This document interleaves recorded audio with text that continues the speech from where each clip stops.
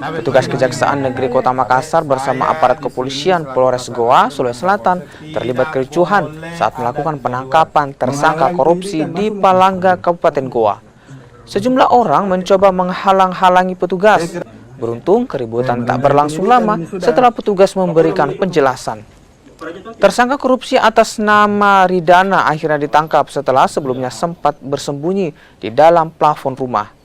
Pelaku diduga terlibat dalam kasus korupsi atas pembangunan gedung perpustakaan Kota Makassar di tahun anggaran 2021 lalu.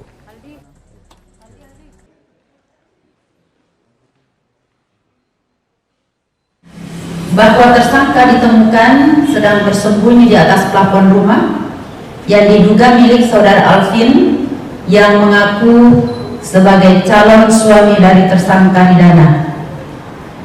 Proses itu sempat mendapat perlawanan dari pihak Alvin yang menggerakkan beberapa orang preman untuk mencoba menghalangi penangkapan. Namun atas bantuan tim intelijen Kejaksaan Negeri Makassar dan tim intelijen Kejaksaan Negeri Goa serta bantuan pengamanan dari Polres Goa, sehingga tim penyidik tetap dapat mengamankan dan menangkap tersangka, dan malam tadi juga langsung dibawa diamankan di kantor Kejaksaan Negeri Makassar.